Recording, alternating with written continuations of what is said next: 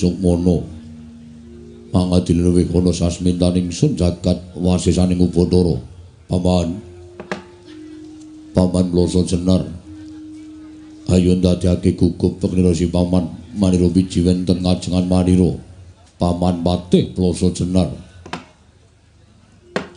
kawula nok-non nggih anak Prabu sakalangkung gorawalan panampinipun ing abdi kepatihan dupi kula tampi timbalanipun paduka anak Prabu ing Ngastina wonten ing Jawi sanget kuwatos sing manah Pindaran Salamba pinanjering alun-alun katemping samirana kumite racaruk maras nanging saremonten ngarsa paduka tebih saking raos kemarasan nggir wanter sabda pangandika paduka anak Prabu ing Ngastina kawula nok-non nuninggi Paman Plasa Jenar kadiparan hangger si paman ingsun percaya minangka dadi badal wakil ingsun Maranata tata rakiting negari Ngastina maradiyake matur marang manira samendhang aja ngantun ing karempit paman Plasa Jenar nyawa-nyawa jimat kula nggir sesembahan kula anak Prabu Duryudana menawi paduka ndang bab tata rakiting praja sadaya mboten badhe anguci wani para kawula sami sayek saka kaptiakar lungguring nusa bangsa tuwin negari Ngastina medhaipun para abdi prajurit mboten kendhat anginipun sami gegladen ulah kridaning aprang sawanci-wanci praja paduka mboten badhe anggepok kunca paduka anak Prabu ingkang bapa ing kepatihan remuk kasawurna putung sumangga kabandhem nonggir kawula nok-non Paman Plasa Jenar nggih ndadosaken bombong raos sing manahipun ingkang putra Ngastina ora liwat pakaryan ingkang utama tindakna selawase lan kaprayogakna hangunipun si paman lenggah ngadhep ngarsaning manira Paman Plasa Jenar sampun boten kirang prayogi anak Prabu namung direlan sak sampunipun kepareng kula ngaturaken sembah sumungkeming pangabektinipun ing abdi kunjuk Sandapada paduka anak Prabu sampun lo tampi dawa sami-sami Paman Plasa Jenar kasih kecok nanggen jangan lenggah Paman Patih Plasa Jenar sampun boten kirang prayogi nggir anak Prabu ing Ngastina Bawadana Bapa ing Sukalima sarawujeng andika Bapa Durna kula ngaturaken karaharjan parawa paduka Bapa Penemban Durna ing Sukalima Bapa Penemban Kumbayana Astagfirullahaladzim bertobat sualu gimbal semerante hamelah nggih ger tansah pinaringaning kawidatan ing sambi kula sowanipun ing Bapa ing Sukalima mangga widodane skala sowan kula tebih saking rubeda ingkang Bapa ngaturaken pudhi astawanipun ing Bapa kunjuk ngersa paduka anak Prabu ing Ngastina nger anak Prabu Duryudana sampun lo tambah karya bombong raos sing manah mboten langkung kasekecakna anggen jengan dika lenggah Bapa Prabanduna nak ninggih sampun mboten kirang prayogi piswanipun ing Bapa ing Sukalima dinten sak mangke menika nger anak Prabu Duryudana Dimas Kartomarmo prayogakna nggone ngadhep ngarsanipun Kakang Yayi Dimas Kartomarmo lho Diwaji sampun mboten kirang prayogi piswanipun ingkang rayipun Kartomarmo namung delan sak samunipun kepareng kula ngaturaken sembah sumangkaping pangabektinipun ingkang rayi kunjuk Sandapada paduka ndak tampa siadi ngaturke bekti kelawan pun Kakang ora liwat pangestunipun Kakang Tampanana lho pun dinggo jimat paripe dayana ing kasantosan tatanan sanggaring Purwadya Bala kang padha gandung sebo jeneng Panirana diambabarake wigatining pasewakan lho ngestu wada sabda pangandika paduka Gusti kula ingkang sinuwun ing Ngastina Nun mangke Koko Prabu Baladewa sawetawis lenggah wonten ing Datulya Projeng Ngastina Koko Prabu ingkang rayi ngaturaken pasegahan monokrami kunjuk Sandapada paduka Kanjeng Koko Prabu Baladewa sembahan kula Koko Prabu Baladewa pengayoman kula ing Mandura Koko Prabu jagat wasisaning Upadara wayah Bathara jagat Patih Indra Jaladewaku Yayi sakalangkung katedha kalih gumurda silih pala martanipun Yayi Prabu ingkang rumentah dhumateng Raka para ing Mandura sampun kula tambih karya bombong raos sing manah Namung kepareng ingkang Raka ngaturaken puji astawanipun ingkang Raka kunjuk ngersa paduka Yai Prabu Ngastina. Yai Prabu Duryudana. Kula tampi karya bombong raos sing manah. Mboten langkung kasekecakno anggen jengandika lenggah Koko Prabu Baladewa. Awula nuwun Yai. Sampun boten kirang prayogi pisawanipun ingkang Raka ing Mandura. Dinten sakmangke menika Yai Prabu Duryudana. Namung semantena Koko Prabu sewu-sewu kalapatanipun ingkang rayi tadah wadana. Dene dinten sakmangke kula wantun hambayongi dhateng rawuh jengandika Kanjeng Koko Prabu Baladewa. Koko Prabu badhe wonten atur ingkang kula aturaken dhateng ngarsa paduka Kanjeng Koko Prabu. Namung boten lega raos sing manahipun ingkang rayi Ngastina pun Duryudana. Menawi dereng wonten wiyosing pangandika paduka kepareng anglubirna sih samudra pangaksami dhateng ingkang rayi. Anggen kula wantun hambayongi rawuh paduka Kanjeng Koko Prabu Baladewa. Sesembahan kula Koko Prabu Balarama pengayoman kula jagat wasisaning Upacara Wayapura jagat. Yai. Sampun ngantos paduka Yai Prabu paring dawuh ingkang mekaten menika kala wau mestinipun sampun satrepipun menawi ingkang Raka katimbalan tumuli sowan wonten negari Ngastina. Sabab jagat menika sampun dados paseksen. Bila ingkang Raka menika minangka dados pengayomanipun kadang-kadang kula para Sata Kurawa. Mila menawi wonten abang biruning lampahipun para Sata Kurawa. Ingkang Raka ingkang kedatanggal jawab. Mila dinten samangke kula gelak lampah kula prapteng negari Ngastina.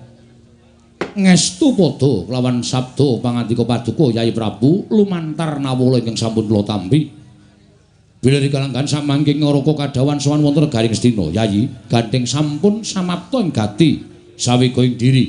Ingkang Raka sampun prapteng datul ya Praja Ngastina. Mboten wonten ceceking raosipun ingkang Raka ing Mandura. Namung nedya nyadhong dawuh timbalanipun paduka Yai Prabu Ngastina. Ing mekaten Yai tumunten kababarna ingkang Raka nedya nganglungaken jangga nilingaken karna mastuti sabda tama paduka Yai Prabu Ngastina. Yai Prabu Duryudana. Semanten ugi ingkang bapa ing kepatihan nggih. Semunipun radi kaget manah kula teka paduka ngawontenaken masewakan ingkang beneh kalan adat ingkang sampun. Mugi wonten suka liraning penggalih paduka anak Prabu kepareng mbabarana dhateng ing bapa ing kepatihan menika wonten paridamel menapa tuwin badhe wonten dawuh saking paduka anak Prabu ingkang kados pundi. Kula nedya midhangetaken ingkang tetela sabda pangandika paduka anak Prabu Ngastina. Senajan ingkang bapa ing Sukalima semanten ugi nggih. Teka paduka ngawontenaken pasewakan ingkang beneh lan adat ingkang sampun andadosaken kejot raos sing manahipun ingkang bapa ing Sukalima. Menawi kepareng kawedaring kathah tumunten kababarna nanging mlayu adi tumraping para kadang sentana, para punggawa lan para nayaka. Monggo kula dherekaken manjing salebeting kedaton pepanggihan catur netra lan ingkang bapa ing Sukalima. Kula nedya midhangetaken sabda pangandika paduka anak Prabu Duryudana menapa dene paduka ngawontenaken pasewakan ingkang beneh lan adat ingkang sampun menika nggih. Anak Prabu Jaka Pitana. Long Koko Prabu wonten dawuh Yai. Hari kalenggan samangke kula mboten badhe ngrembak perkawis negari miwah kanlindranipun ingkang putra utawi ingkang rayi Ngastina. Namung dinten samangke kula badhe ngrembak perkawis kulawarga negari Ngastina. Inggih menika kulawarganipun ingkang rayipun Duryudana. Lho, wonten menapa? Menapa wonten perkawis sing ngembet dhateng ingkang garwa inggih menika Yai Ratu Banowati. Menapa wonten perkawis sing ngembet dhateng kulawarga paduka sanesipun Yai kepareng ambabaran dhateng Raka ing Mandura. Ih, wale-wale menapa? Tigang dinter kepengker kula menika nampi dhateng panganisipun anak kula pun Lesmana Mandra Kumara. Anak kula Lesmana Mandra Kumara gandrung-gandrung kapirangu kaliyan satunggiling wanita wekasan nangis wonten pepangkonipun ingkang rayi pun Duryudana. Piyambakipun mutah kepengin dipun dhaupaken kaliyan satunggiling wanita menika kala wau. Prasetyanipun Lesmana menawi boten kasembatan anggenipun badhe hanggarwa dhateng wanodya menika kala wau badhe dipun entrengaken pejah gesangipun ndadosaken kagiat raos sing manahipun ingkang rayipun Duryudana. Koko Prabu Ngemuti bilih anak kula ingkang jaler menika namung Lesmana ingkang benjangipun badhe nglintir ke prabonipun ingkang rayi menawi kula sampun kepareng lengser ke prabon. Inggih namung Lesmana ingkang kula golo-golo. Inggih namung Lesmana ingkang kula deng-deng supados sak mangkenipun saged gumanti keprabonipun ingkang rayipun Duryudana. Dinten samangke Lesmana mutah dhateng kula kepengin dipun dhaopaken kaliyan setunggiling wanita mereka ngandadosaken jibek raos sing manahipun ingkang rayipun Duryudana. Mangribiyen Nun sewu Yayi, paduka menika Nalindra Gung Binathara. Jagat menika ngantos keberbeken dhateng komandhangipun Nalindra Ngastina, Nalindra Sugihbanda, Sugihbandu. Panjenengan menika Nalindra Sugihbanda menika seprapat jagat kesugihan panjenengan. Sugihbandu panjenengan menika Nalindra ingkang Ababalaraja. Tegesipun menawi namung babakan anggen paduka badhe mala kramakaken ingkang putra kemawon teka ngawontenaken pasewakan kados mekaten menika kala wau. Mestinipun anggenipun badhe mala kramakaken ingkang putra inggih menika anak kula Lesmana Mandrakumara menika wonten wigati dene paduka ngrawuhaken para sepuh madaning Datulaya lakar kaleresan mekaten. Yayi tumeli kula aturi paring dawuh lajeng bot repotipun menapa ing atasipun panjenengan menika Nalindra namung perkara ngrabekke anak kok dadak nganakake pasewakan mboyongi dhateng sowanipun ingkang Raka Paman Harya menapa dene Bawa Durna. Jernyatanipun menika sampun dados kewajibanipun tiyang sepuh mala kramakaken dhateng atmajanipun piyambak. Nggih, kula ngaku. Bilih menika dados pakaryan kula. Nanging Blokasuta kemawon jibek raos sing manah kula gagas dhateng kawontenanipun Lesmana. Menawi ingkang dipun gayuh menika lama ing wanudya kemawon tartemtu kula boten badhe ngrawuhaken para sepuh. Namung ingkang dipun gayuh menika satunggiling wanita menawi mangke sisip sembiripun namung dados dardah pasulayan. Liripun paduka paring dawuh mekaten, Koko Prabu. Ingkang dipun jangka dening Lesmana menika inggih menika pun anakipun kadang kula Panengah Pandhawa. Putra ing Madukara pun Dewi Janakawati. Monggo kabar ingkang sampun kula tampa Janakawati menika sampun kapacangaken kaliyan inggih menika atmajanipun Yayi Werkudara ingkang wragil inggih menika pun Antasena. Menawi ngantos Lesmana menika mangke rusak ajak-ajak dosa ngupaya kanca ing atasipun ngarah wanita kemawon teka sampun ingkang sampun pepacangan. Menapa boten badhe saru dinulu, menapa boten badhe ngembet dhateng wirangipun tiyang sepuh menika Prabu ingkang dadosaken sabab dene kula ngrawuhaken para sepuh wonten ing madyaning Datulaya negaring Astina dinten sakmangke menika Koko Prabu Baladewa jagat Dewa Bathara jagat Pangestu Weladal. Laras pangandika paduka Yayi Prabu menika sanes bab ingkang gampil. Nanging prayoginipun dipun rembak. Sabab menawi sisip sembiripun mangke lajeng tumuli ampyak awur-awur anglamar dhateng Janakawati ingkang sampun kapacangaken dhateng pun Antasena.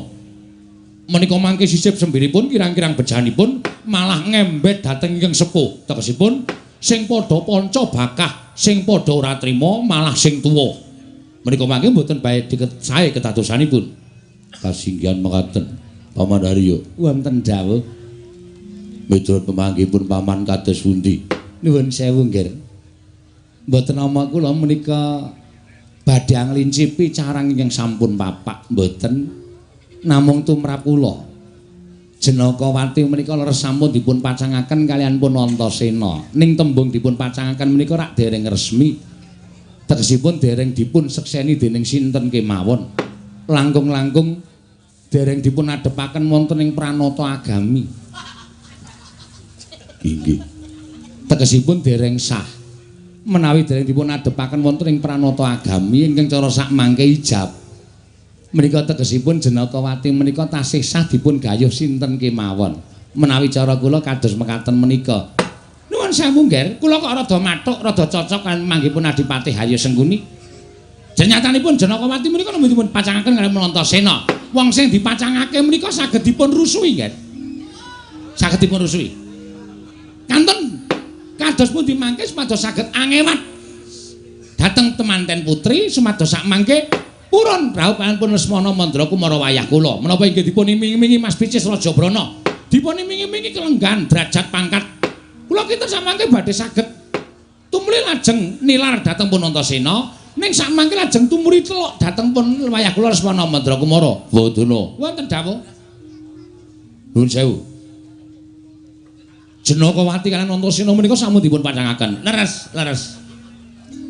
Kenging menapa Bapak Dana lajeng aja-aja dhateng Kyai Prabu Duryudana supaya misahake pepacangane Jenakawati kaliyan Antasena. Nuwun sewu, Ger. Tiyang dipun pacangaken menika rak dereng resmi to. Tegesipun tasih saged dipun suwun, tegesipun saged dipun rebat ngaten. Gumantung dhateng jejeg adeg-adegipun temanten kekalihipun.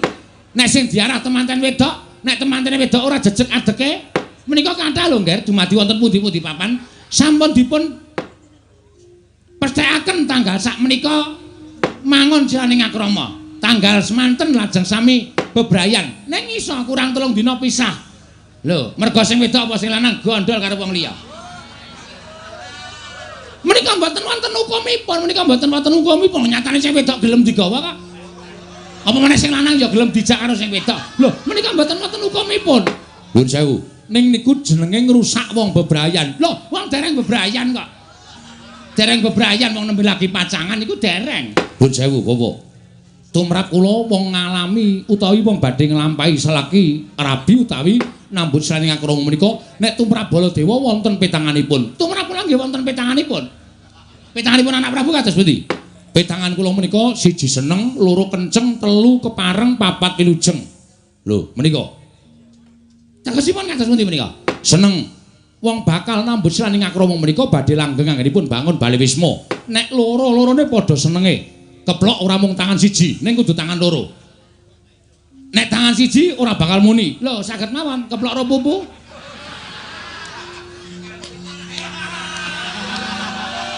Ngaten menika saged muni. Mangri nampa dicendulani riyen. Nggih, terus. Kaping kalih kenceng. Lho kudu menika, kudu kenceng. Nek ora kenceng lha ora rabi. Ingkang kenceng menika manahipun. Manahipun nggih.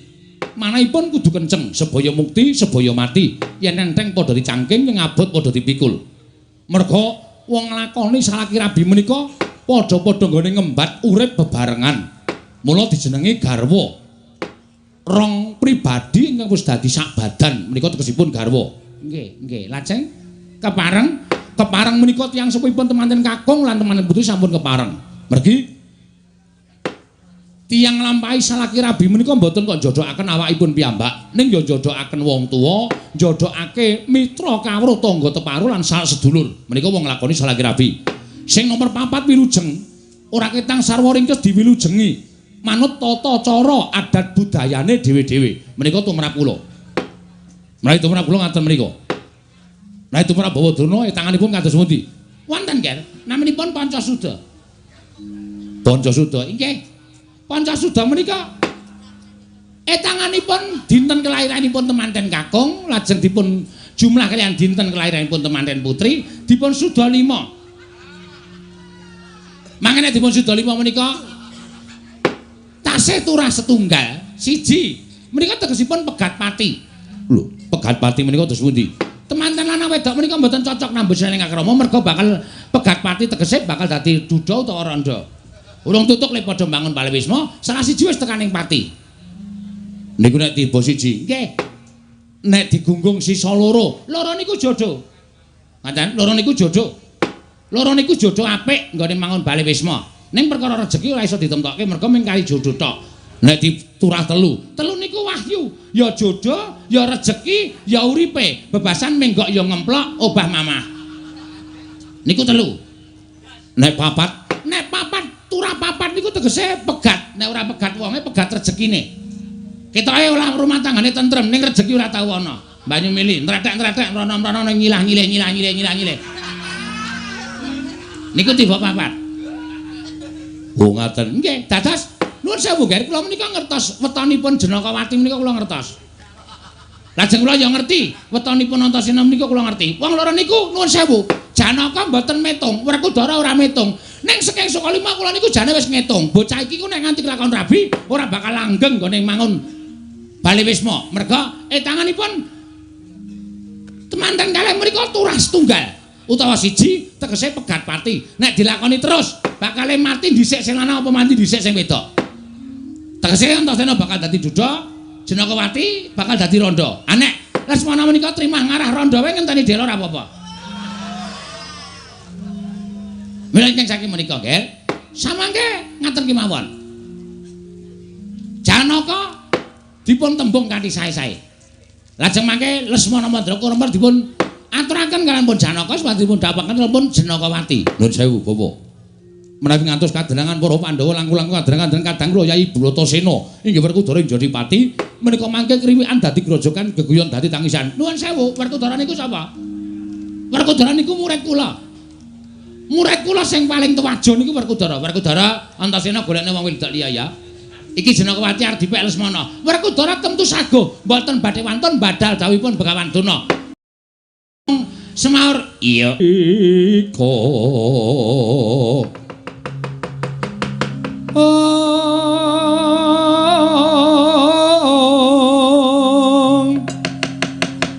doare ningsun Koko Prabu Baladewa kados pundi Yayi menawi ngendikanipun Begawan Durna menika kula wawleres mboten namung bapa penemban Durna ingkang sagah nglamaraken pun Lesmana Mandrakumara nanging klebat ing Raka Mandura ugi sagah nglamaraken anak kula Lesmana Mandrakumara Bodona wonten dawuh kelairanipun Janakawati lan Antasena menika saestunipun gunggung turahipun setunggal yakin menika sampun boten badhe dipun wangsuli malih menika sampun dipun tetepaken turah setunggal tegesipun menawi Antasena lan Janakawati menika kelam Pandhawa menika mangke badhe pegat pati dadi Duda utawa Randha mekaten inggih dados malihipun jenengan menika gagalaken Janakawati anggipun dawuh kaliyan Antasena menika ateges panjenengan menika ngeman putranipun Janaka ngeman karo anake Werkudara panjenengan netepi minangka dadi wong tuwa oh ngaten nggih niku saestu lho napa kula tau gegara to Nger kula niku pendhita ora nate gala Paman Haryo wonten dawuh menawi kula ngaten bawa Duna paring dawuh mekaten tegesipun kula ya melu urun-urun nyelametake anake Werkudara menapa dhewe anake Janaka lah rak ngaten Paman Plasa Jenar wonten dawuh nggih Timbalana anak kula Lesmana Mandrakumara supados sowan ngabiyantara kula non madal pasilan sing ati-ati aja kaya bocah cilik Paman Plasa Jenar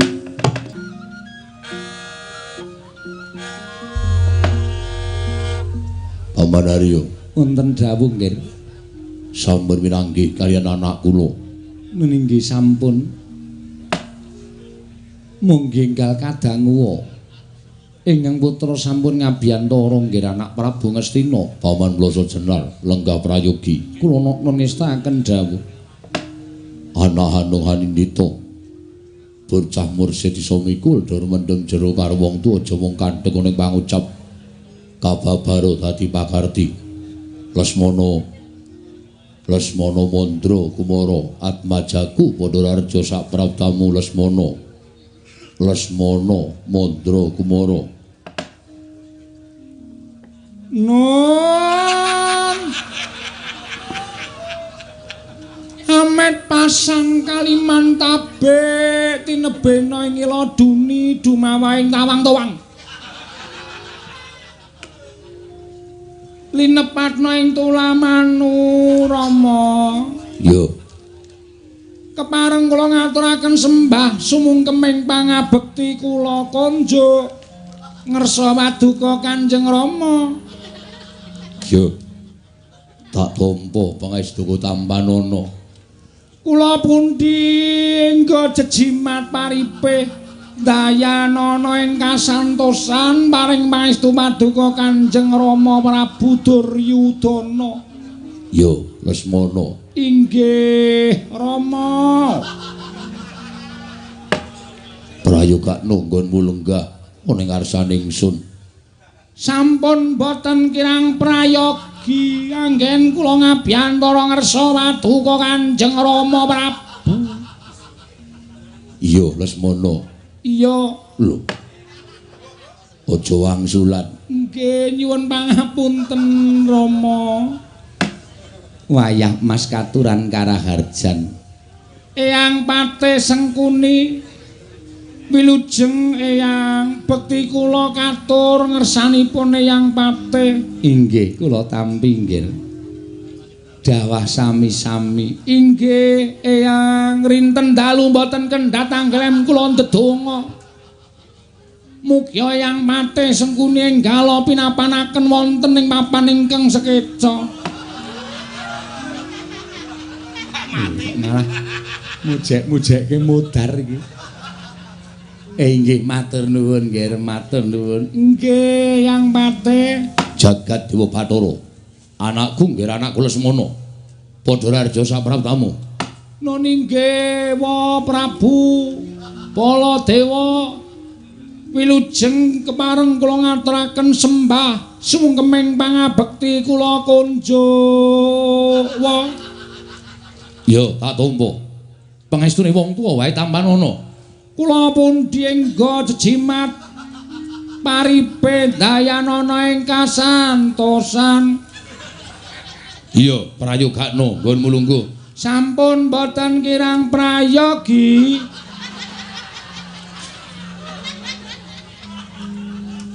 Kaya cah SD jaman biyen. Kalimate iki lho. Lho kose Lesmana aja disauri dhisik. Padha rarja sapraptamu Lesmana, putuku nggih wong gagah, wong bagus. Lesmana Mandrakumara. Eyang Penemban Durna. Iya, aku mbahmu Sukalima.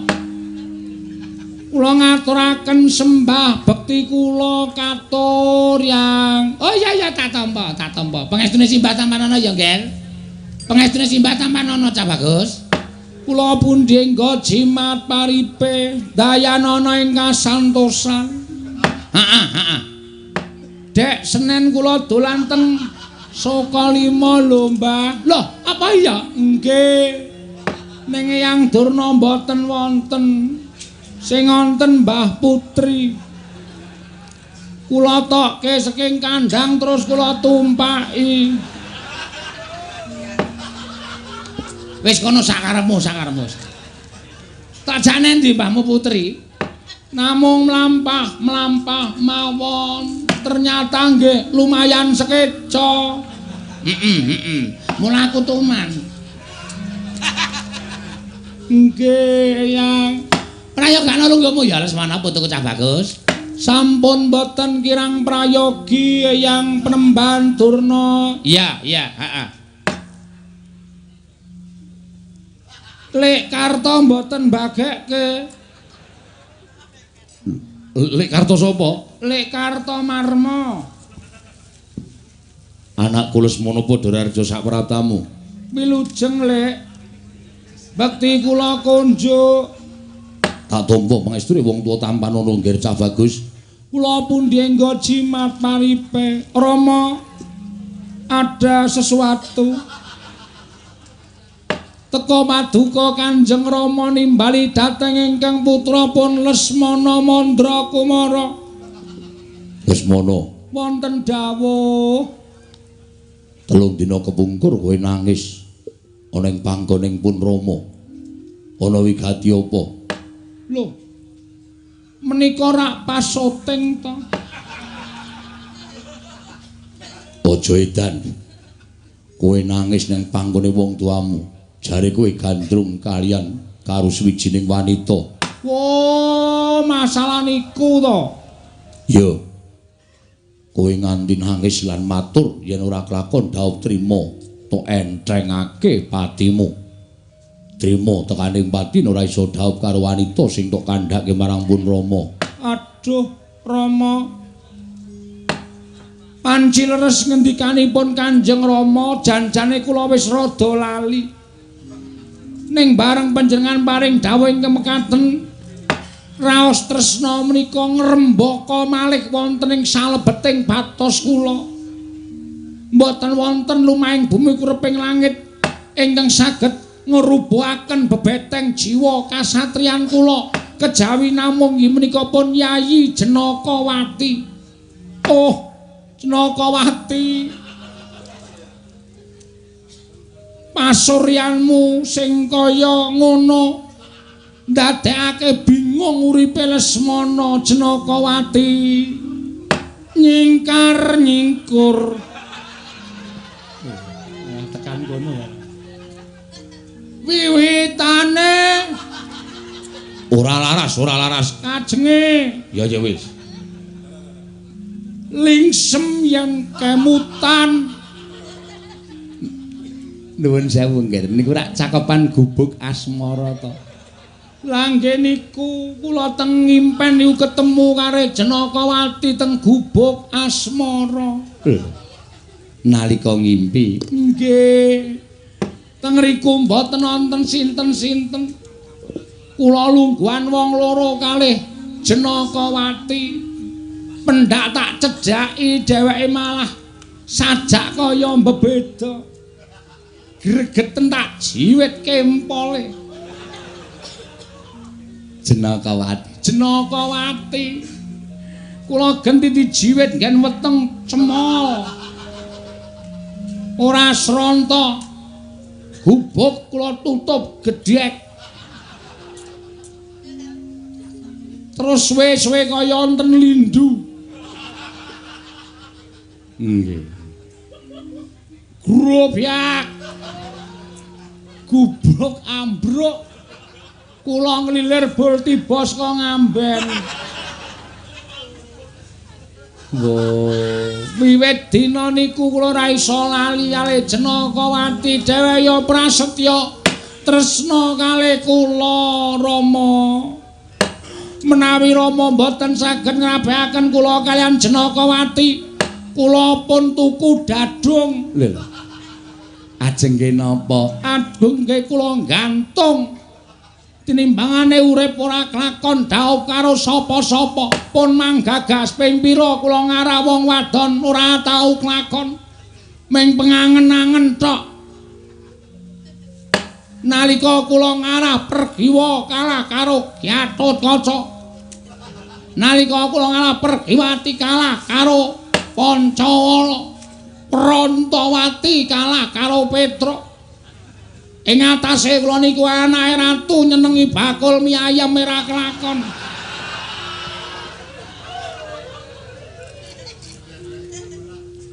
napa mboten kasangsaya urip kula Rama kula niku anak ratu ning didoi kabejan iya nggih sabanjure nyumet rokok sik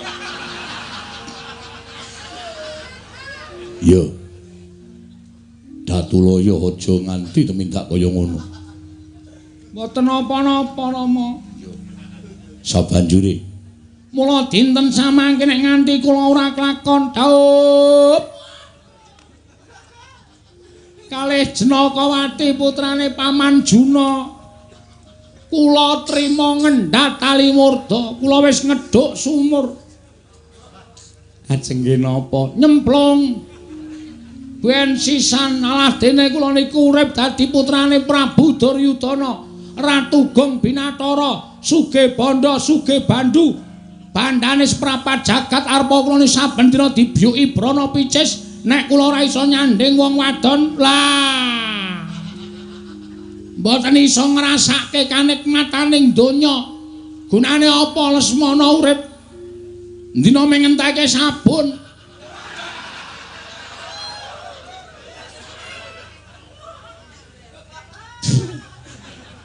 terus gunane napa cobi kula tak takon pendak-pendak wong wedok kula cedhaki ora gelem wong wedok kula cedhaki ora gelem bakul mie ayam kula cedhaki mboten pulun wingi nyedak bakul tek kepruk cuwek ndas kula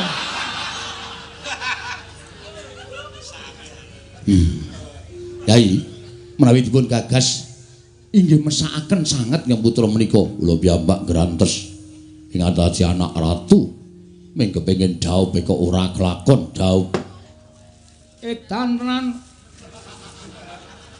Rama iya dalu niki kudu kelakon nggih Rom kula dhaup kalih Jenakawati iya nek kula mboten enggal dhaup kula niku ming bola-bali diampiri paman-paman kula Sata Kurawa pendak Jemuah Kliwon dijak ngidul Entek akeh kula Rama. Tiba giliran kula wis esuk. Iya. Nggih, sengkuni barang niku mboten.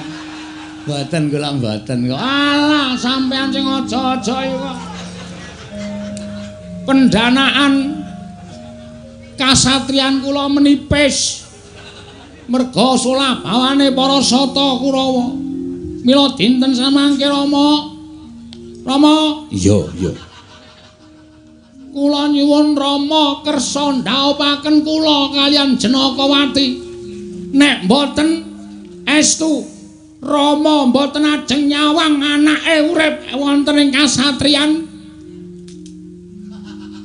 Eyang, Pripun? kasatriyan kula namine napa?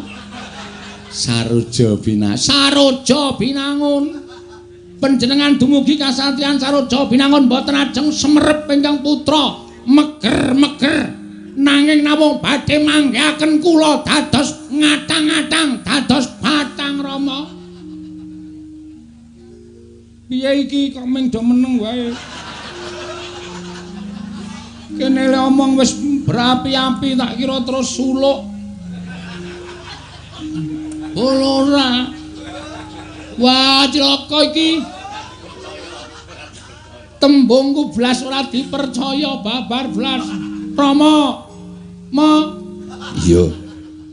Menawi ngantos kula mboten kelampahan dhaup kalih Jenakawati, kula ikhlasaken pejah gesang kula. Rama mboten ajeng saged pinanggih kula gesang wonten ing alam padang Rama menika prasetyaning manah kula Rama.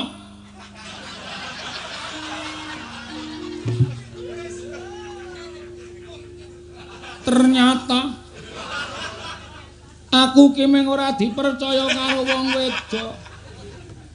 Lah apa gunane aku ditokke nek ora disambut? Omong aku wa Mandura. Piye? Menika atur kula wa monggo enggal sami dipun respon. Sampun ngantos sami kendelan kemawon wa. Padha jagat Pangesengara. Lesmana. Wonten dawuh wa. Rembug kanjeng Datraya iki mau ora kejaba mung rembug nggonmu tresna karo Jenakawati. Nggih. Bapa Durna wis paring dawuh.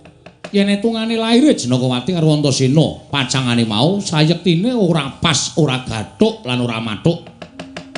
Upama diitung nganggo Pancasuda mau turahe siji, tegese pegat pati.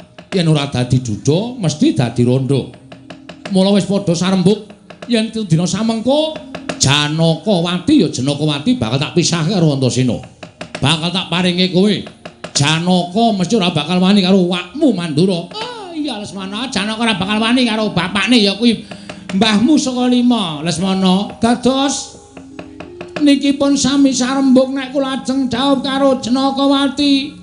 Mengkono nggih. Ya, mengkono nggih. La tala ayo. Lah senenge ra jamak-jamak nganti arep nembang apa ora ketara ming awe-awe. Asik. Matur nuwun nggih, Wa. Yo, matur nuwun. Nggih, wah mengke nek kelakon. Jenakawati saking madu kok ajeng kula gendong. Mboten wonten sing dikeparengake mondhong putri ngangge jempana joli-jolan, mboten beto jempana joli-jolan pamondhonging manten putri. Ning Jenakawati ajeng kula pondhong la dalah. Saking mriko tekan kasatriyan ajeng kula gendong. Tekan kasatriyan terus kesel kabeh, turu kabeh. Ora sida ngopo-ngopo. Ora entuk gawe. Ya wis monggo sakarepmu. Nggih, ning estu to, Wa. Tenan. Engko nek Janaka ora menake aku sing ngamuk ning Madukara. Lah mudhar paman Janaka. Entuk mungsa wa Mandura Baladewa nek ora diparengake Janakawati tak boyong. Wa Mandura mesti nesu. Mesti nesu. Gawa nenggala. Gawa. Ora ana sing wani. Bapak Durna gawa napa? Aku ora nggawa apa-apa. Aku cukup nesu wae Janaka wis gila karo aku. Oh, ya nggawa andha napa-napa. Pendhita nggawa andha ki arep nggo ngapa? Padahal pegawe PLN wae masane. Yo, yen pancen kaya mengkono, Lesmana kowe kagem dandana cara manten. Asik. Seneng tenan kula Rama, ning kula nyuwun ngangge basan. Nganggo basan. Nggih. Basan ki sing piye? Nggih, nyandang manten terus digebyur banyu. Niku basan terus kebes. Basan niku nganggo cara manten ning ora nganggo klambi ketok awake nika. Terus nganggo kampuh sing gedhe banget nika lho wayah Mas. Kaya tau-tau dadi manten. Dadak mulang Eyang Pati Sengkuni pokoke kula ngangge basan. Kula nganggo jare jerone training. Jare kok jerone training. Kula niku seneng kalih training kula. Oh. Training kula enten tulisane SMP Mulya Dadi.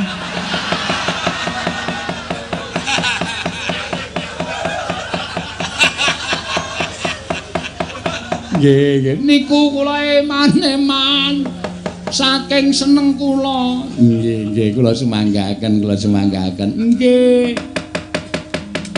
Ngangge kupluk. Mboten. Kula nganggo kabaret linmas. Oh. Manten nganggo kabaret linmas niku pripun lho? Kula niku anggota Linmas Mulya Dadi. Oh, nggih. Nggih. Mengke ben keto nek kula niku anggota Linmas.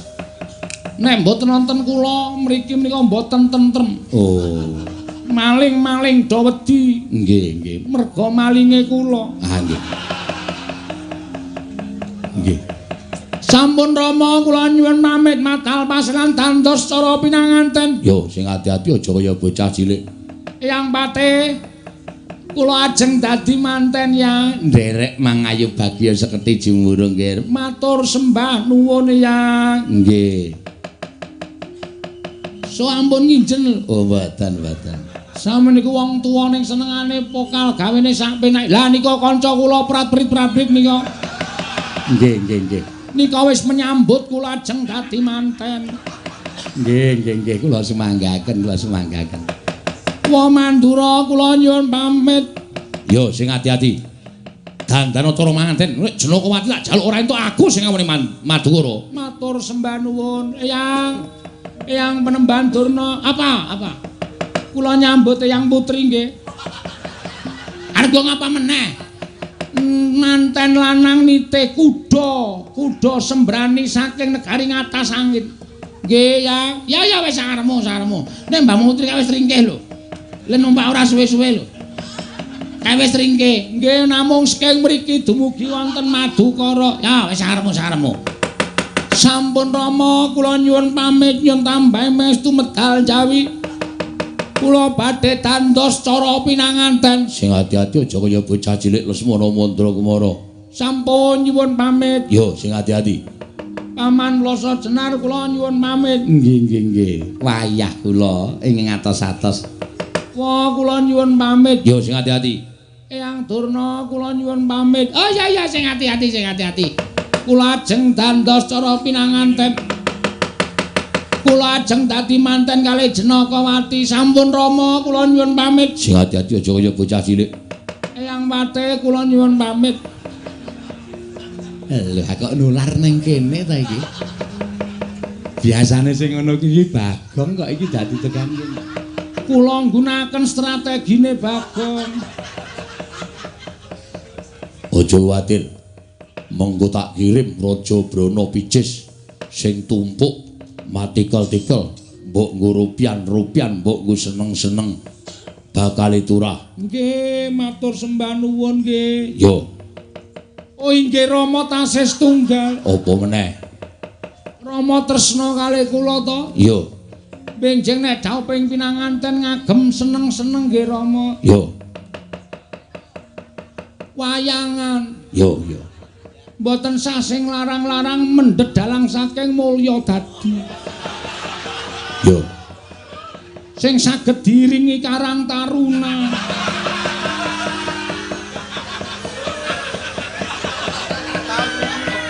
Niku mboten larang, murah tur elek. Wah.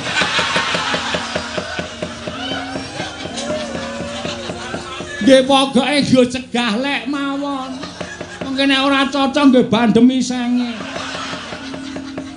Iya. Dadi. Kaya ngerti-ngertine. Ngerti wong nika kanca kula kok. Oh, ngaten nggih.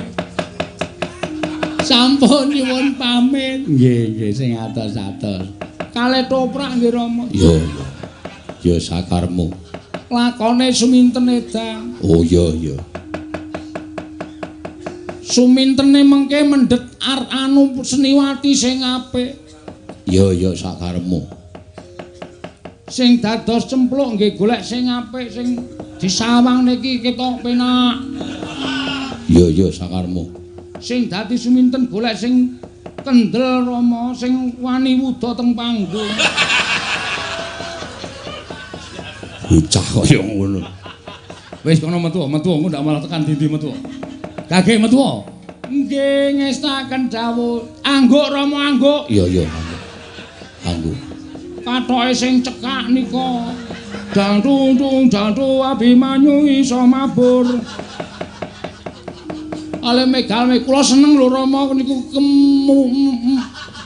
mujudaken kesenian tradisi sing kudu dilestarekke. Rama sebagai ratu kudu nglestarekke seni tradisi. Yo wis iya.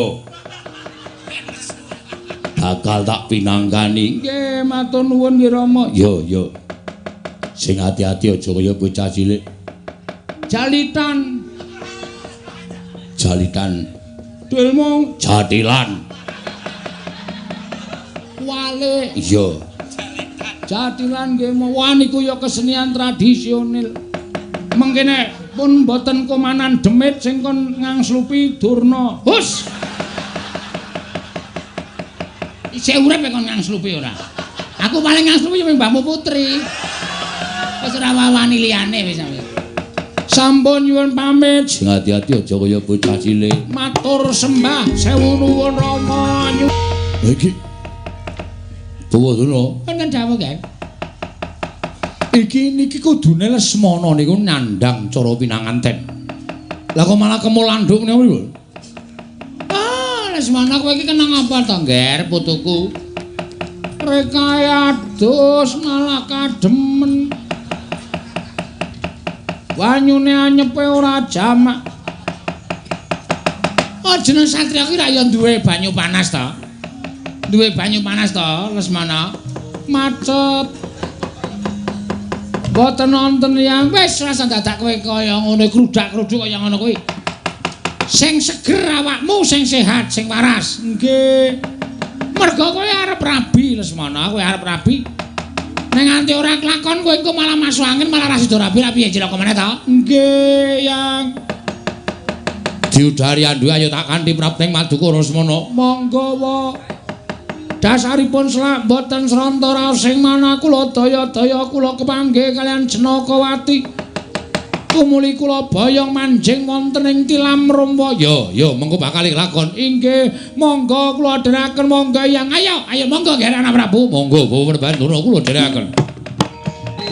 Niwangsa Manamadi rikala sasmintaning sun jagat wasisaning Ubathara. Anakku Nggir, bocah bagus Setyaka. Padha rarja sak praptamu saka ing ngasatriyan Tambak Mas sowan ngersanipun Rama Nggir. Rama tansah pinanganing kawidadan ing sambi kula sowanipun ingkang putra pun Setyaka kepareng kula ngaturaken sembah pangabekti kula kunjuk ngersanipun Maduka Kanjeng Rama. Ya tak tampa gawe gedhening atine pun Rama ora liwat pangestunipun Rama Tampanana kula pun dinggo jimat paripih. Ya mung rada gumun dene sowan moning ngersanipun Rama dinabyang dening sowane Atmajaning Sun Stija Bamana Rakasura. Kasinggihan mekaten Rama Prabu. Kepareng kula ngaturaken sembah mung kemeng pangabekti kula kunjuk. Iya, Setija ndak tampa. ora liwat pangestunipun Rama tampanana lho mendinggo jimat paripe dayana ing kasantosan. Anggir Setyaka katuran Karaharjan. Paman garap Baruji wilujeng bekti kula kunjuk paman. Nggih kula tampi nggih. Anggir Stijo katuran Karaharjan. Paman garap Baruji wilujeng bekti kula kunjuk paman. Nggih kula tampi. Nggih ingkang woing Widara Kandhang ngaturaken Karaharjan. Wapati Udawa wilujeng Anggir Stijo katuran Karaharjan. Wapati Udawa wilujeng bekti kula kunjuk wa. Kula tampi. Setyaka. Ana parigawe apa kulup? Mara gage matur marang Purrama. Teka sowanmu dadak nganti kelawan kadangmu Traju Trisna. Wale-wale menapa Rama? Estunipun anggen kula nyuwun tulung lan Kakang Mas Tijo Bumanara Kasura menika namung badhe ngiyataken rembag kula anggen kula badhe kunjukaken ngersa paduka Kanjeng Rama. Kosik to. Rembug sing kepiye? Kawuningan Rama.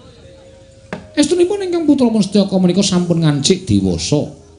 Mongko rencang-rencang sakbaraan kula menika sampun nambut silaning akrami. Mila sawanipun ingkang putrapun Setyaka wonten ing negari Ndarawati menika estunipun namung badhe nyuwun pangestu saking Paduka Kanjeng Rama dinten sakmangke kula badhe mungkasi jejaka kula Rama jagat Dewa Bathara. Ya jagat pangestungkara. Setyaka kula wonten timbalaning adhawuh. Netepi tetembungan nopor bebek mentas awake dhewek. Sira bakal dhaup kelawan sapa nggih? Yen to pancen wis ana ceceking rasamu nandhukake rasa tresna kelawan sawijining wanita. Marta gage matura, wanita ngendi ingkang dadi lenging ciptamu? Nggih, wale-wale menapa Rama? Lumahing bumi kureping langit menika boten wonten wanita ingkang keduga ngrubahaken jiwa bebeteng kasatriyanipun ingkang putrapun Setyaka kejawi. Boten sanes kejawi namung kadang kula piyambak inggih menika pun Yayi Jenakawati. Atmajanipun Paman Madukara. Mila ingkang saking menika Rama sowan kula ngersa Paduka Kanjeng Rama menika wonten sukaliraning penggalih dinten samangke keparenga rawuh wonten ing Madukara anglamaraken pun Yayi Jenakawati. Mugi kamparinga dhateng putra pun Setyaka ing Tambak Mas Rama Prabu. Kosik to. Setyaka, kula wonten timbalan. Apa sira ora ngarepi pawarta ing Nyembrata Mbok Bakul sinambi wara pawarta binandunging Karna? Yen to kadangmu ya kuwi Jenakawati satemene wis pinacangake marang Atmaja ing Jodipati. Ya ki atmajaning pamanmu Werkudara. Ya kuwi si Antasena. Apa ora jeneng bakal mbubrah bebrayan antaraning Jenakawati lan Antasena dene sira anakku lanang tresna marang Jenakawati. Setyaka ngreksa marang kalaindraning pun Rama, ngreksa marang jejering pun Rama sarta drajating nata ing Ndarawati. Aja nganti tingkah pakartining putra ingkang orek-orek marang pasuryaning wong tuwa. Mula wektu dina iki yen to sira bakal kepengin dhaup karo Jenakawati, paripaksa pun Rama ora ngideni. Sartane paripaksa yen bisa pun Rama bakal nduwa keparenging sarta kesediane anakku lanang Setyaka. Amarga yen to nganti kawanguran sira kulup misake bebrayaning Jenakawati lawan Antasena, iki mengko sira padha karo nyiprati rah letuh kelawan pasuryaning ramamu ing Ndarawati. Setyaka. Pasang Kalimantabi tinebene ing ledune dumawahing tawang tuwak Rama. Kula ingkang putra pun Stijo Bumanara Kasura ingkang munjuk ngersa Paduka Kanjeng Rama. Setidya darbi atur apa? Ngemuti bilih ingkang putra kadang kula Setyaka menika putra Paduka piyambak. Monggo nyatanipun Setyaka menika sampun kepengin sanget lan kumacelu dipun ladosi inggih menika Yayi Jenakawati. Lajeng wonten pundi purukipun kadang kula pun Setyaka sampun boten wonten ingkang dipun toleh malih kejawi namung Paduka Kanjeng Rama Prabu Ndarawati. Mugi sakmangke anggenakna pangwaos Paduka kula kinten Paman Arjuna boten badhe wantun handhuwa dhateng parang Paduka. Menawi jengandika Kanjeng Rama Prabu menika kepareng amisahaken pepacanganipun Jenakawati lan Antasena, kula kinten boten badhe kawratan Paman Janaka maringaken ingkang putra inggih menika pun Yayi Jenakawati tinampi dening kadang kula pun Setyaka. Duh Rama Prabu, menapa boten naminipun saru dinuling atasipun Kadang kula Setyaka menika putra Paduka, putra Narendragung Binathara. Ing atasipun namung badhe kepengin dhaup kaliyan satunggiling wanita kemawon Taka Paduka boten nayogyani miwah Paduka boten angrojongi dhateng menapa ing dados gegayuhanipun kadang kula. Menapa inggih namung semanten kekiyatanipun Nalindra Ndrawati. Jebul pinanggihipun Paduka menika satunggiling Nalindra ingkang boten tresna dhateng kulawarganipun. Ketitik atmajanipun piyambak badhe kepengin dhaup kaliyan pun Yai Jenakawati, Taka Paduka malah sajak ngawrataken dhateng pun Antasena. Menawi tetelu mekaten saged kula wastani bilih Paduka Kanjeng Rama menika mban cindhe mban ciladan. Menawi para Pandhawa tansah Paduka mban cindhe nanging menawi para putra kulawarga tansah dipun mban ciladan. Menika namanipun Paduka Rama Prabu menika madhep dados tiyang sepuh ingkang boten adil dhateng kulawarganipun Kanjeng Rama.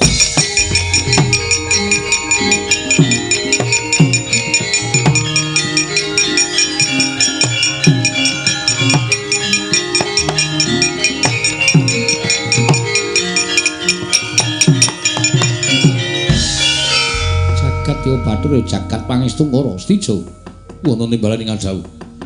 Sewu-sewu kalepatanipun ingkang putra Tadhawadana dene kula wantunku molancang matur ing kados mekaten. Ora apa-apa, ora apa-apa. Malah semune kowe narbuka marang paningaling wong atuwamu ya ta. Dosa apa ingkang bakal ndak sandang ana tembungan anak polah bapa kudu kepradah. Monggo Setyaka duwe gayuhan dhaup lawan Jenakawati. Yen to pancen kaya mengkono Stijo, pun Rama ora bakal kabotan. Pancen kudu aku ndhaupake atmajaku, yen to kateman aku ora bisa ndhaupake atmajaku doh nyono crak nyono padha mestani. Yen to Ratu Ndrawati iki ora sembada minangka dadi wong tuwa. Lah rak ngaten Rama, wah marem raos sing manah kula. Dimas Tyaka, kula wonten paring dawuh Ka Mas. Kanjeng Rama wis paring dawuh bakal sembada mujudake apa gayuhaning Siadi. Waduh, ngaturaken panuwun ingkang tanpa pepindhan. Rama Prabu dene Paduka sampun nglulusaken menawi dados pamuthaipun ingkang putra. Dandana cara pinanganten Setyaka. Ndak irit sowan nono ing kasatyan Madukara tak tembunge Jenakawati. Ngestaken dawuh Setyaki wonten timbalan. Kakang Pati Udawa, ayo nderekno budal ingsun kelawan Atmajaku Setyaka apa Dri Stija pramping jabaning rangkah. Sawi Koko Prabu kula dherekaken monggo sinuwun kula dherekaken. Setidya Setyaka ayo budal dina iki monggo kula dherekaken Rama. Monggo Rama kula dherekaken Rama Prabu Ndrawati. Durung suwe barisaning para sata Kurawa budal saka negara Ngastina. Katrenjo iki lakune Setyaki dasar para nyata Kartomarmaya. Ya pancen bener.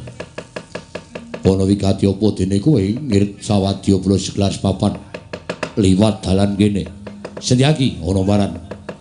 Aja takon karepku ayo minggir.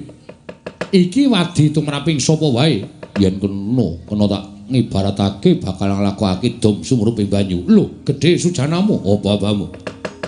Oleh bacot ora oleh ngruda paripeksa. Kena liwat dalan kene ning bongkok ana gamanmu, gulung ana genderamu. Keparat padha karo kowe ngiwakake Balasata Kurawa. Setyaki, kowe karo aku ora ana perkara. Gandeng kowe liwat dalan kene dadi ning perkara karo Setyaki babu. Mesti anggere Kurawa budal menyang ati papan ketemu karo Setyaki mesti badi pasulayan. Pancen tak jarak kaya mengkono. Ora minggir saka ngarepanku. Ora bakal minggir tekan jaman apa wae. Yen ngono aku yang bakal nyingkirake kowe. Ayo yen pancen bisa singkirno Setyaki ora minggat tak tebak dadamu. Ambyar sumyur kuandamu maju jangkah kowe apa aku sing tekaning parti Hartomarmo.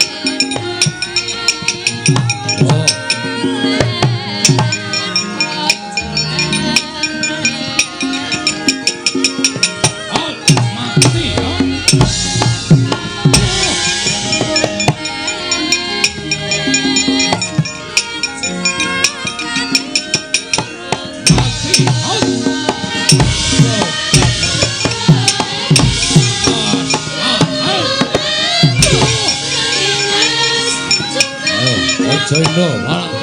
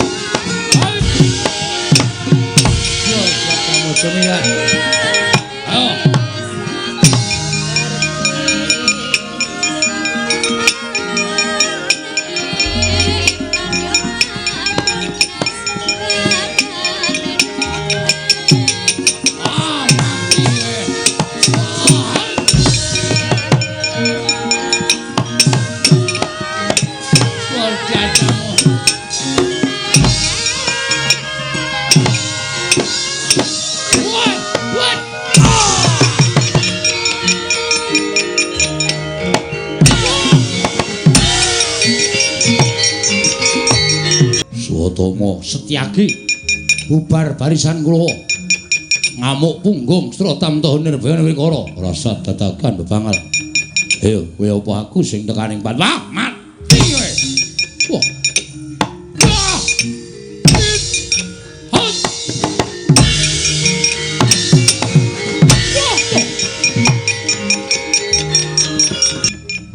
Cencaki yo durma gati ora usah melu maju malah tekaning pati combong umuk adiguna ngembe kalau muncul kebalat kowe arep wong kaya ngene iki gililusi jalmotan kena kini lho ayo ngejak apa antem jebol jajamu diwana op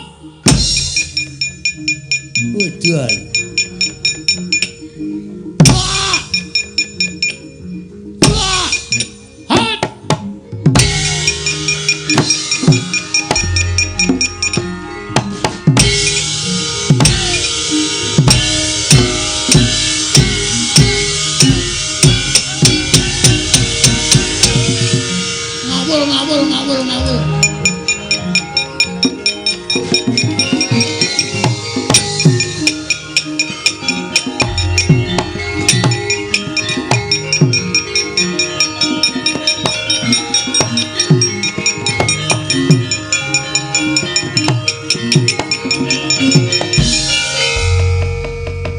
kula man kula sumanggaaken ora Kurawa kok dadi geger ora karo-karuan iki ketemu sapa pinanggi kalian Setyaki.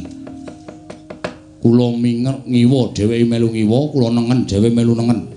Sajae ora gelem disimpangi. Sencaki pancen nek kali Kurawa mesti gawe perkara, terus dadi perang. Sencaki ket biyen tekan sakniki digdaya, Man. Wah.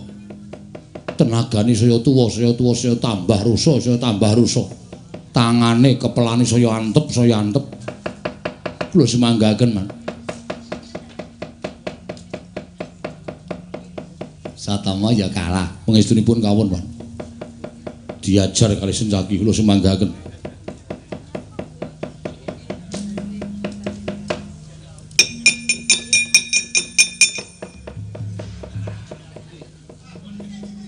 Ngapa kok raine ditutupi? Apa cilik wah. Hah? Ketemu cilik wah kamu jadi babuji. Aduh lah kok cangkemmu rusak kaya ngono ta, Dur? Apa tu cilik apa cilik situ? Ketemu cilik jadi. Orang cakap dings. Kamu nanti yo. Bu. Kamu jalan selebede. Ngono to. Udah nol macam beli. Ada datang Ada datang. Weh, kayak muni radong kok cetha. Kata bayi kata kamu apa? Tak kebaru sakaba. Cangkeme rusak kabeh. Kata baka itu tak kebaru sakau tu dah protol. Apa? Untune dah protol. Untune dah protol. Protol man. Betul banget dia kabar itu. Kata bayi dia tu, kabar dia. Di. Putih kaya kau tu dah protol man. Untune do protol. Kabar dia lah. Kabar dah kau. Bersih man. Bersih. Apa? Bersih man. Kata bayi dia tu.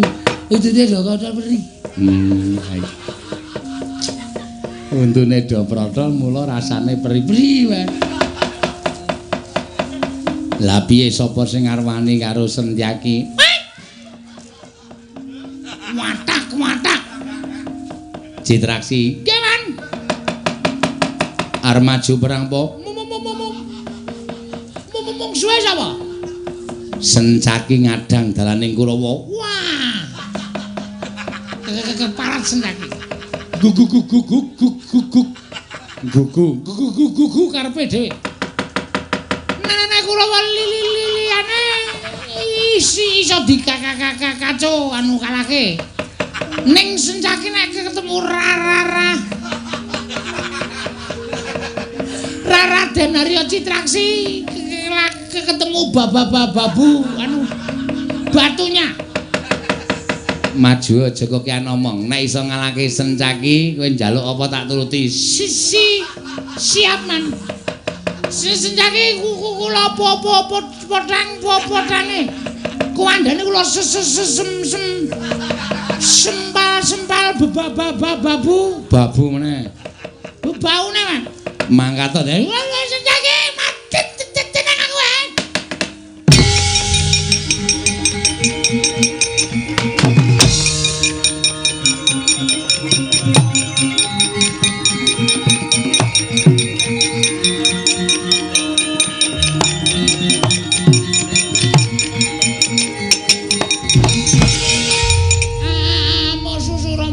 Jaya matra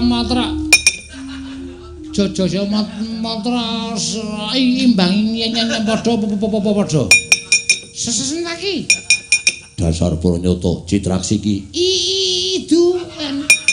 Iya dasar Pranyata. Arep ngopo tekan kene? Lho gelet apa jajan? Koe apa aku sing bakal tekaning pati. Citraksi. Apa?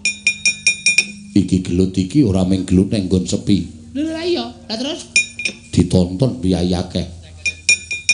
Mongko kabeh padha ngarani yen kowe gelut karo aku iki mesti menang aku. Apa? Nek nganti menang kowe, wong nonton semene iki padha mangkel kabeh. Ora wangun, ora sak mestine Citraksi kok menang karo Sencaki. Ning nek ngingko gelut menang Sencaki, wong semene wis ngelumrahke dasare pancen kudu menang aku. Ya. Ayo. Lala terus Tinimbangane kowe gelut karo aku, kowe menang disawang wong ora wangun, luwung kowe mundur ning kalah ning wangun. Begitu ya? Iya. Iya, Sencaki, wis nek ngono wong urip iki golek wangun. Lah iya. Mula kang saka kuwi penakno kowe nang kene, aku tak mundur ora sida perang ning wangun. Lah iya. Oke, selamat berkarya. Sukses, salam budaya.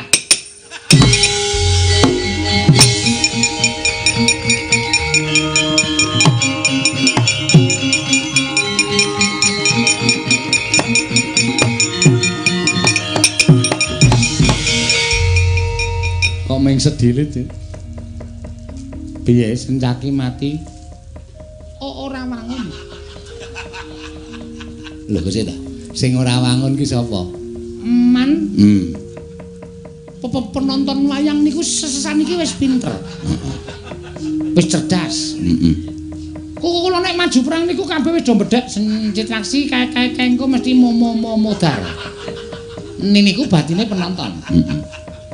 Kula duarep karo Sencaki. Sencaki ngomong kali kula, Citraksi, nek iki menang kowe, kingko ki posisine ora wangun.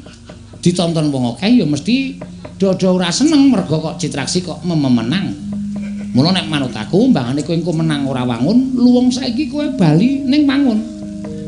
Bener ta, Man? Bener ora? Mbangane kula wani karo Sencaki, kula ngetoke kadigdayan kula menang ning Wagu. Awulung kula mundur ning Gleleng, ngata? Asida perang ora. Lho, lah ora. Sing penting mundur ning Gleleng. Wong urip iki goleki glelenge kok, Mas. Wah iya. Ya bener. Wis kana mundur kana. Muga-muga tiban cagakane mbasmu. Lho, aja nesu, Man, aja nesu. Masa cagakane mambruk. Kula lak omong apa anane to saniki umpama sampean. Heeh. Sampean maju. Terus diunekke mungsuhe nek nganti kowe menang karo aku kuwi ditonton penonton ora wangun. Niku nek meng do ngrasani ora wangun wae ora apa-apa, Man. Nek do mulih, ayo. Terus nyenyet nika pripun? Meng mergo Citraksi menang, terus do mulih, do ora trima, dadalange goblok. Citraksi kok menang, yo mulih rasa nonton wayang-wayang gua apa? Citraksi kok menang ki dalang kaya ngapa kae. Nggih mboten, luwung kula mundur, ning tetep ditonton tur wangun. Nggih mboten? Iya. Ayo ana munduran. Mundura. Ning ra wangun. Wangun. Oh, kita lho mundur ning karo Gleleng. Lho. Ning kalah. Ning wangun. Kalah ora masalah. Ning wangun bangane menang Wagu. Luwung kalah ning wangun. Niku prinsip kula usus urip ning alam padang niku arep ketoke ra duwe ning Gleleng kok, Mas. Ra duwe kalah ning Gleleng niku urip paling penak niku ngoten niku. Kita bangun. Ora mendung ya. Nek mendung tak suwun karo sing gawe urip nyambron dihasil Citraksi ya. Rumangsaku wong kok gobloke ora jamak. Sing goblok sapa? Lho, kok krungu? Krungu wong meng nang Riki karo Riki kok. Kula niku ora lunga ado meng nang eblek Riki niki. Ngrasani kan. Oh, senengane pepate ora mbjaji. Lho, mundur ning wangun. Ha iya. Lah sapa meneh sing arep maju ya? Paman. Kepareng kula badhe majeng Paman. Citraksa. Kasimbian.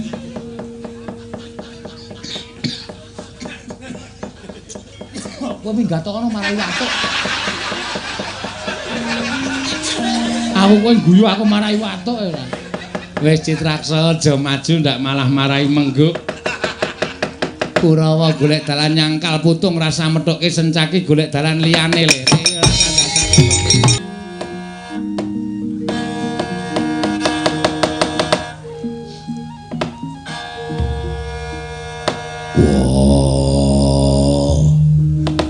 Anakku lanang Gatot wonten timbalan ngadhawuh Rama Kyai Antarja wonten timbalan ngadhawuh Rama Kyai Antasena piye Pak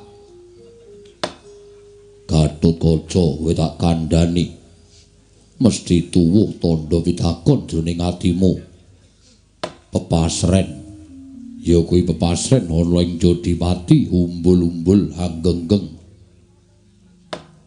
kaya-kaya Jodipati bakal duwe gawe gedhe kowe ngerti ora le apa sebabe kok kaya ngono malah samangke kula badhe nyuwun priksa dhateng Rama Kyai menapa to sababipun upa rengganing kasatriyan Jodipati wuwuh matikel-tikel kados mekaten inggih Rama nadyan ingkang putra Punantarja semanten ugi kula badhe nyuwun dawuh menika wonten menapa Rama ngerti yo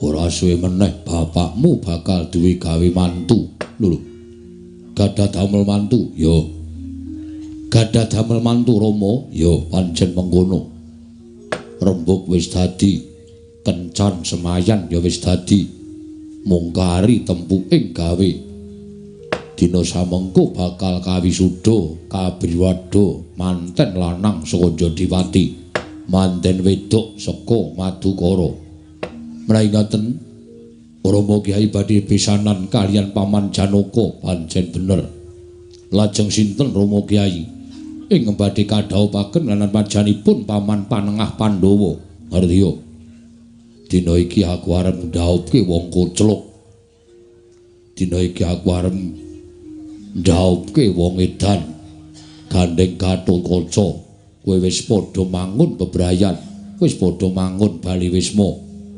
Antarja ya wis mangun Bali Wisma sing urung nambut siraning akrama urung dadi manten ming Antasena mula wektu dina iki anane Jodipati genggeng kahanane kaya ngene mergo aku bakal duwe gawe mantu wonten sing bakal tak dadekke manten ya kuwi anakku Cah Bambung Antasena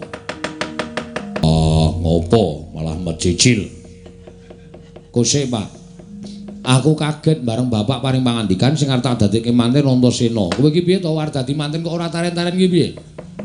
Aku ora tok tareni, ngerti-ngerti aku arep tok dadekke manten iki karepmu piye? Mongko wong dadi manten iki syarate nganggo pirang-pirang, kudu seneng atine mathuk karo mantene wedok ya cocok karo manten lanang. Mongko aku rumangsane aku wong ora sroga-sroga, ora iso basa, aku ora iso ndodho. Aku wong sing ora ngerti tata krama. Aku wis duwe penemu nek anake Paman Janaka ya kuwi si Janakawati ora bakal ngladeni karo aku mergo kahananku sing kaya ngene mula pancen wis tak antepi niatku selawase urip aku upama ora ana wedok sing nampa karo aku jomblo tekan jaman apa wae jomblo ya apa dhewe ora duwe bojo ora apa-apa Antasena piye kakangmu wis duwe bojo loro-lorone kang manggono gawe mareming wong tuwa saora-orane tedhak turun Jodipati bakal pinardawa kamulyane apa kowe ora kepengin duwe anak apa kowe ora kepengin duwe putu ingkang bakal mbabar arum jenengmu sarta ngeling-eling jenenge wong tuane ya kuwi Antasena nek dipikir ya pengen ning lha apa ana wong wedok sing gelem karo aku gelem anake Jlamprung si Janakawati rung tau tepung karo aku, rung tau ketepet karo aku. Nek nganti wong nambusan ning akrama iki tanpa dilandhesi rasa tresna, kuwi bakale ana tembungan ana temanten sepasar bubar. Mula aja meksa, Pak. Iki kamardikanku. Aku gelem ya mesti lakoni, nek ora gelem nuwun sewu. Wah, nek ora gelem minggat. Ora usah dadi anake Werkudara. Kono lunga sing adoh, aja ngaku anake Werkudara. Lah iki ngene iki sampean sing eleke nang kene iki. Terus nek aku ora didane Werkudara nek sapa anake Mujiman lho piye? Wah, ora manut karo wong tuwa dinggo ngopo? Sawangen. Gatotkaca biyen kuwi ora tak tari ya tak rabekke. Antarja biyen ora tak tari ya tak rabekke. Ora usah ngengkel karo wong gerang. Kowe kudu manut Dimas, aja duwe keparengi Rama Kyai. Nadyan si Adi saiki durung karep nanging mengko suwening suwe yen to srawung karo Yayi Janakawati mesti bakal karep. Sarta tresna kuwi bakal tukul ana ing tlenging penggaling si Adi. Dimas aja wangkal Yayi, aja ngreruwet marang perkara iki. Kanjeng Rama wis kersa ndhawuhake karo si Adi kok si Adi ora kersa sarta ora gelem ki mengko mbakmu ndak dianggep si Adi wani karo Kanjeng Rama. Wah, rungokno. Caidan. Omongane kakangmu ki rungokno. Klempas-klempus nyumut diudut. Udut ra njaluk kowe kok kowe iki rewel ngopo? Aku karo udut iki lagi mikir. Wah, mikir apa? Mikir lek kok arep ora nglakoni rabi iki piye to, Pak? Aku wedi tenan, Pak. Mengko nek kesandho kesrimpeting laku ubayane balenjani aku tok salahke, aku tok luputke. Ora usah dadakakean gunem tanpa guna, gelem ora? Yen kowe gelem ayo tak larapake Nyang Madukara, yen ora gelem ya wis aku tak ngandani karo Jlamprong. Yen manten lanang ora ana, mudhar. Manten lanang wis matek. Wah, jan sampean kejem tenan kok, Pak.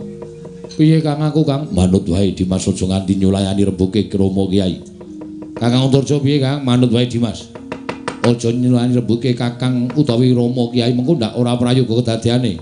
Nggih, wangsulan. Wangsulan. Wah, jane aku ki urung karep, Pak. Aku sing pengen dhewe. Dhewe iki bebas e. Kumpul-kumpul karo kancane ngalor-ngalor ngidul-ngidul biung-biung mulai ora lunga ora bali ora apa-apa. Nanti bojo ki lunga engko sedina wis kepengin mulih, ndak ditakoke bojone jan aku pengen dhewe. Wah, saiki ngene. Rasa kakean gunem tanpa guna. Tak tareni kowe gelem menyang apa ora? Nek aku gelem tak anggap anak. Nek ora gelem minggat. Aja mulih ning Jodipati. Tak omong karo mbokmu ora ngayu nek Antasena mudhar. Aku wis ora duwe anak Antasena. Wani karo wong tuwa, wani wong gerang gunane apa tak openi seprana seprene.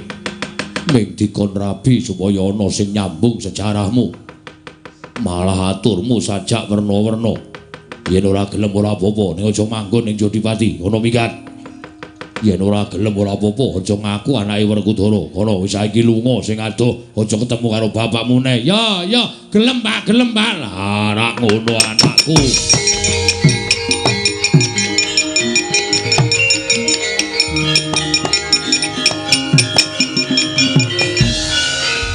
Wingkon rabi we kok angel. Wah, dadak plintat-plintut. Kowe engko nek ngerti Janakawati, wah seminggu rasa rungan. Kandhani ngeyel bapakne wae Janaka wis bagus, mbokne Janakawati ki Manuhara. Manuhara kuwi ya wong ayu, anake mesti ayu. Mengkon rabi we kok angel. Wah, aku wis gelem, Pak. Lah ya ngono kuwi bocah sing iso gawe leganing wong tuwa. Aja sok gelem wani karo wong tuwa, ndak ora ketrima uripmu. Aku wis gelem, Pak. Wah. Males wae lara e padake. Dias-des iki sine utek ngene nganti utekku kopior piye? Kopior ya, men. Wah, didol. Lho. Ora padake kelopo to kowe iki.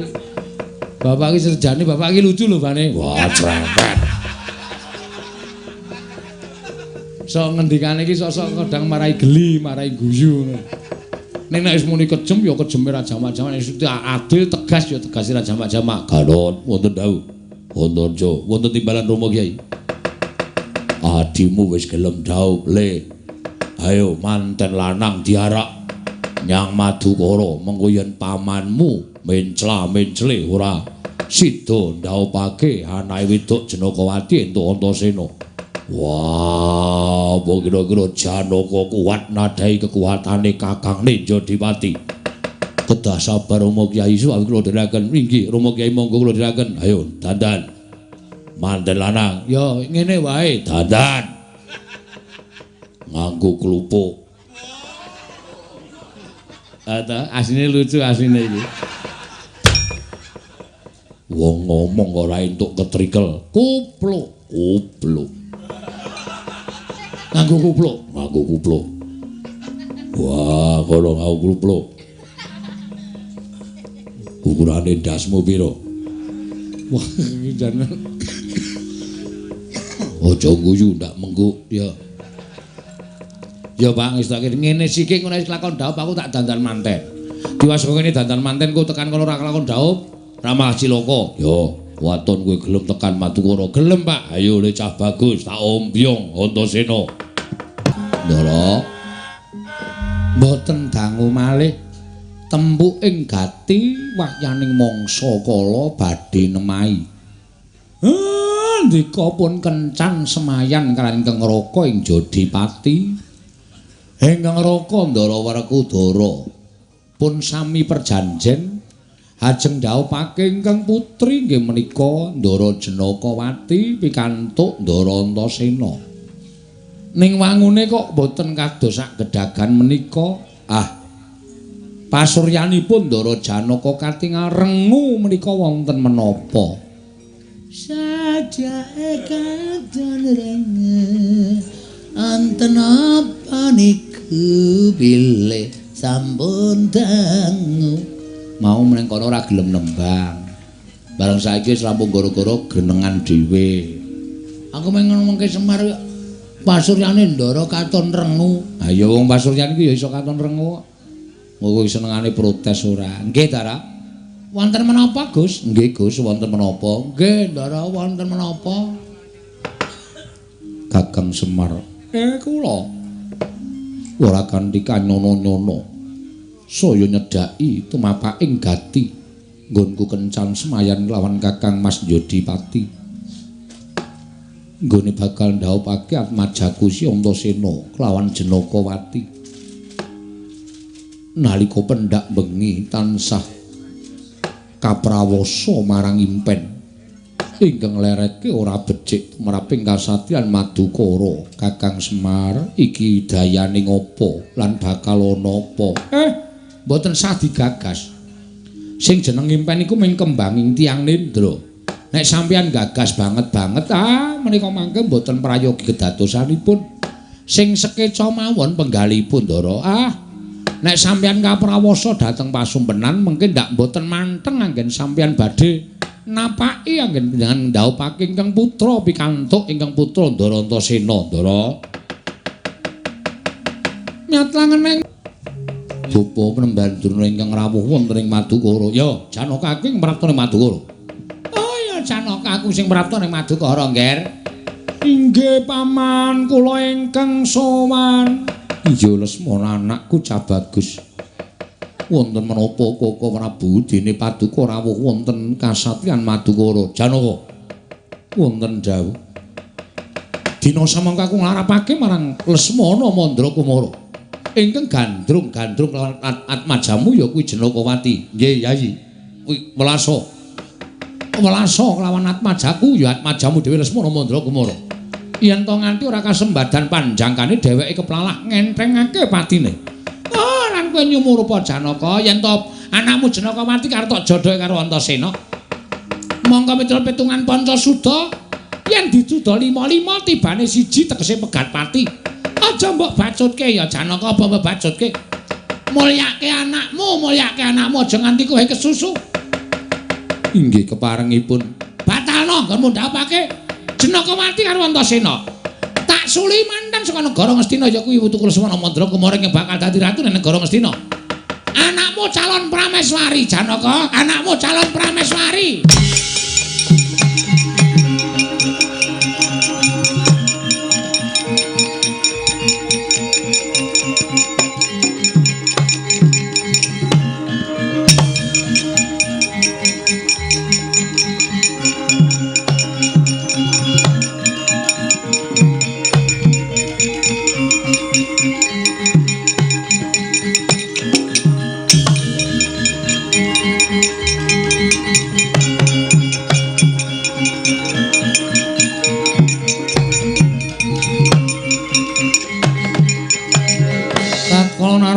Kresna Tandulasa hanyakra ring mring Sang Resi Jahnawi Suta mring Sang Resi Jahnawi Suta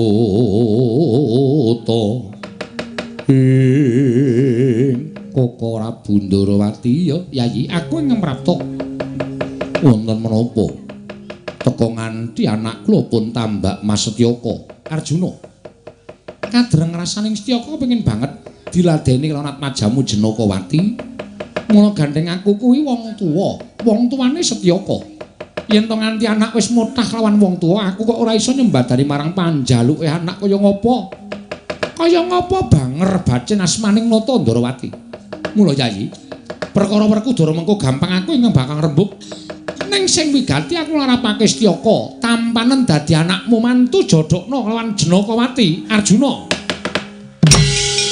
Kakang Mas Jodimati yo aku sing tekan kene Janaka nglarapaken dhateng pun Antasena panjen jumbuh kelawan kahanan ing wis nate dijanjekake lawan aku lan kowe nedya bebesanan ya kuwi ngrabekke anakku Antasena karo Janakawati praptaku ning papan kene bakal nagih janji apa ya sida mbok jodhokake apa bakal batal teko ning kene akeh para nalindra sing padha rawuh.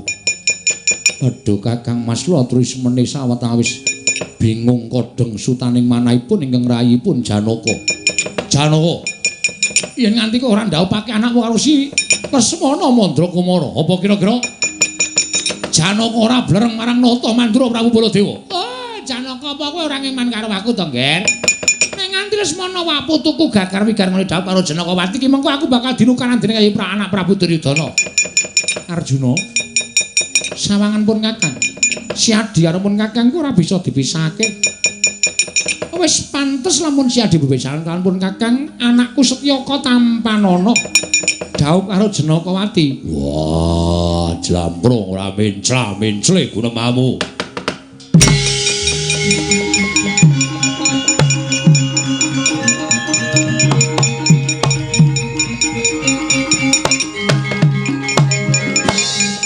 Aduh Kakang Mas kula mboten saged nengahi perkawis menika sedaya sami awratipun Bapa Durna menika pepunden kula Koko Prabu Ndarawati menika ugi pepunden semanten ugi paduka Kakang Mas ugi minangka dados sesembahan kula monggo nyatanipun sami-sami awratipun kula kedah kados pundi Kakang Mas. Wah Janaka nenggonana marang jiwaning satriya kowe satriyaning jagat mula nek duwe mantu ya kudu satriya sing sejati aja wong loro sauden telu saurupan aja mung wong cepethe ndak ngisin-isinke marang kasatriyane wong tuane ya kuwi kowe mula wektu dina iki manut karo aku manten sing pirang-pirang iki didu wae ning syarate wong tuane aja nganti padha melu-melu. Sapa sing menang dhewe ya kuwi sing dadi mantune Janaka. Menawi ngaten kula cundhuk, kula mathuk. Setyaka, nggih, kula sagah Kanjeng Rama. Lesmana piye? Nggih, kula wantun. Wah, Antasena ora wani tak gecek ndasmu. Nek kowe ngalah, ora bakal aku ngalah. Yen perkara iki sedumuk bathuk sanyari bumi nadyan mung sak dumuk jembaring bathuk. Nadyan mung sak nyari jembaring bumi. Wis ditetepake dening ingkang kawogan manten lanang kudu didu kabeh. Monggo ingkang mapan ning Blabar Waja janget cinencang. Iki Lesmana karo Setyaka mingkari sapa sing tekaning pati. Wo, kramasi epek-epek legane atiku. Kawon wa Setyaka nyata digdaya sekti kalintang.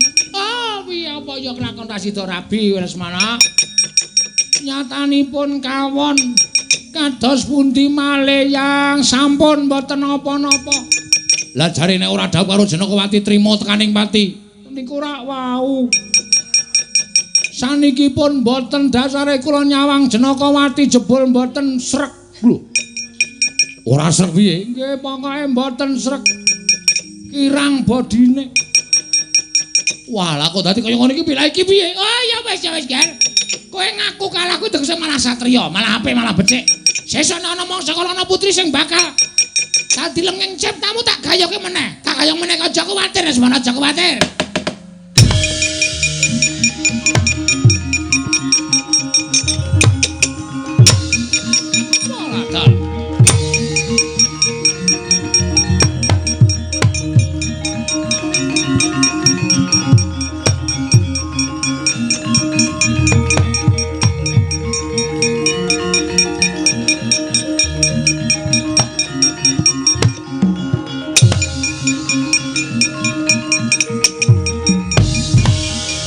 Sampun meh nyaketi gegayuhan kula Rama, ya ning aja bombong dhisik.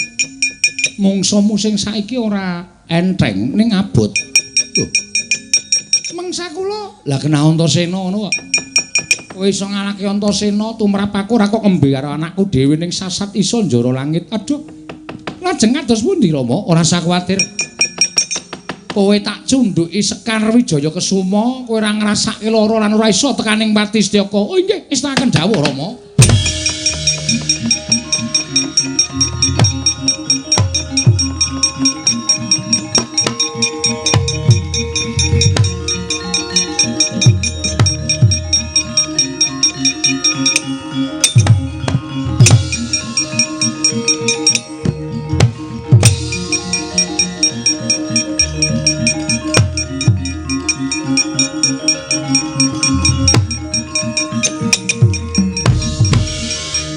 Tunggang gancing langit kelap-lapaton lir kincanging risang mawe gandrung.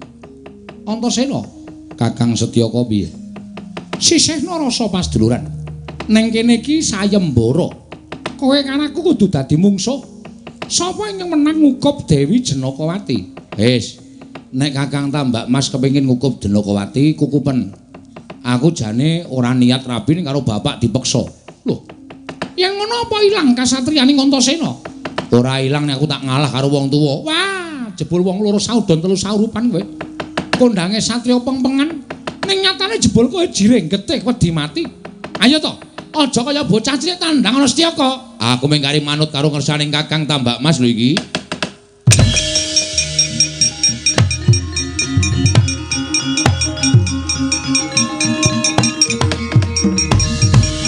Larak ngono. Tegese upama aku menang aku ngukup Jenakawati kuwi kurup. Ning nek kowe mau perang karo aku ngukup Jenakawati kuwi aku isin. Ya, aku mung kari manut. Ning nek apa-apa aja nyalahke Antasena. Ayo, coba nang kene Cah Bagus.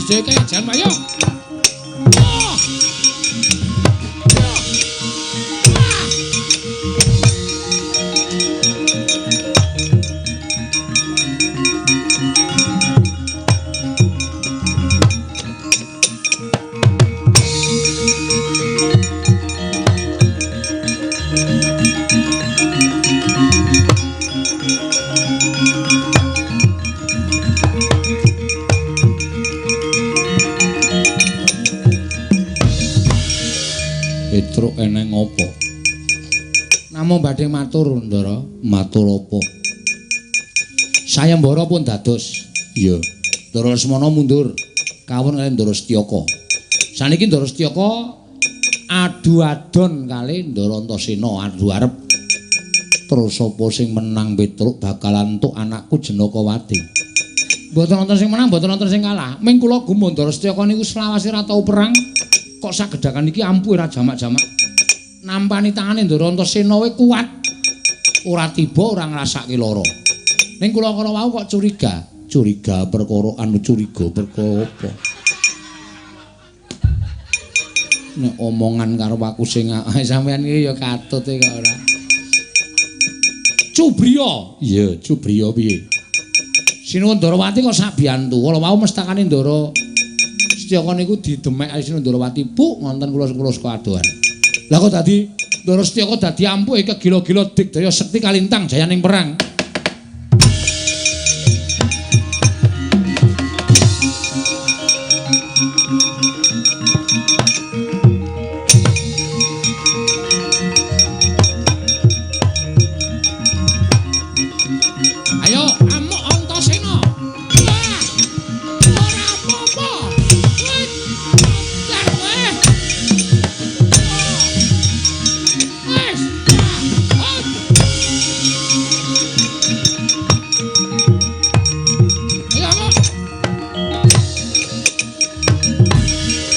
Sigra matek aji panglemunan Sang Arjuna nalika semanten milang-miling sak nginggiling mestakaning Raden Setyaka mulat wujuding Sekar Wijaya Kesuma sigra den pendhet saking mestakaning Dyan Setyaka kapracondhang mangsa Raden Antasena wau.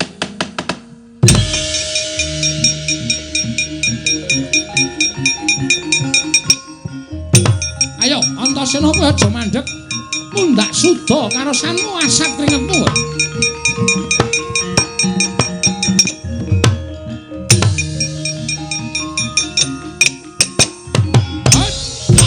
Ayo.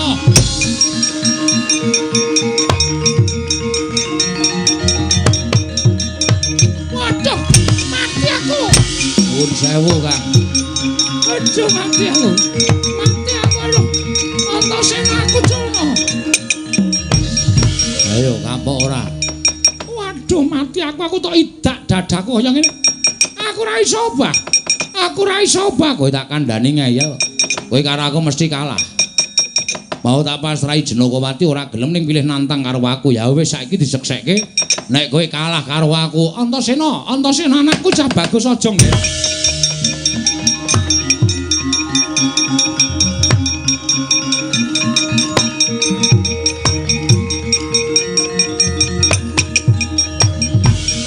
Luwarana ya cah bagus.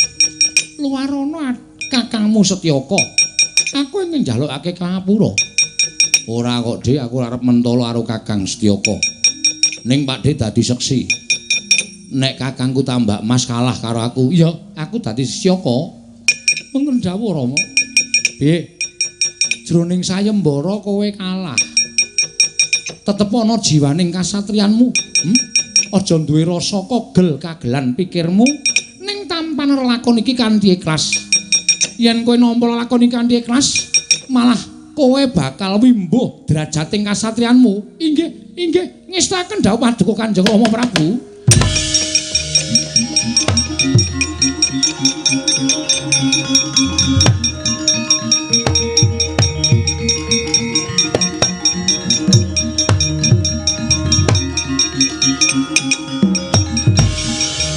Arjuna, inggih. Arep ngapa Yayi? Ngunduraken Sekar Wijaya Kesuma. Lah dalah mesa weruh to ya. Mongko sak ngertiku ora ana sing ngerti nek aku ki masang kembang iki ana ing kancing glunge Setyaka.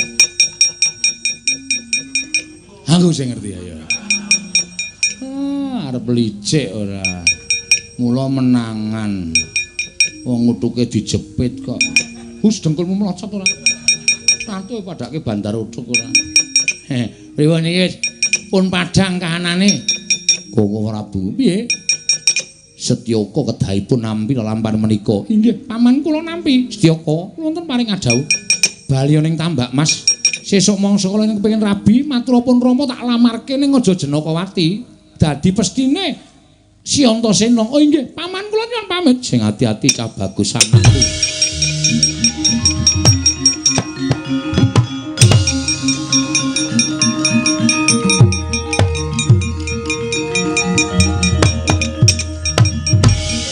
Petro, Nun. bendaramu Jenakawati daturi tindak mrene. Persiapan. Ora mendono ngono kuwi. Santai wae, engko tak ajari nek ora iso. Hus. Timbali kang Rama Ndara Putri. Iya, Petro. Wonten dawuh Rama, Sayembara sing menang anakku Antasena. Mula kowe kudu gelem lan bisa ngladeni Antasena. menawi menika dawuhipun Kanjeng Rama kula mboten badhe selak. Antasena, piye Pak Lik? Iki calon bojomu. Jenakawati manjinga telenging Taman Madukara. Wektu sakcukupe kuwi kabeh Purwamadya wusana eneng kowe. Ya. Ya, Truk. Kok dengkulmu mlocot. Pripun? Aku kon manjing taman. Pun langsung candhak tangan loro go mriko beres pokoke. Iya, Truk.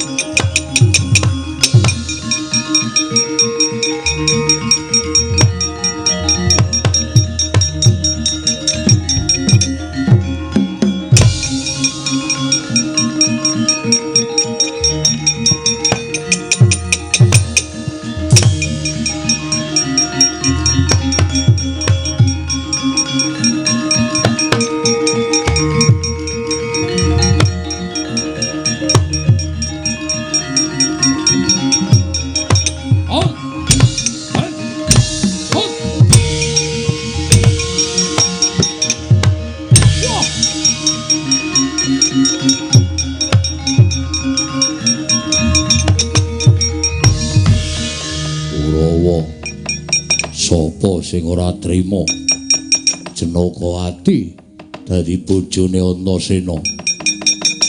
Sing ora trima mungsuh gerangane sipat barat tiba papanmu dhewe-dhewe.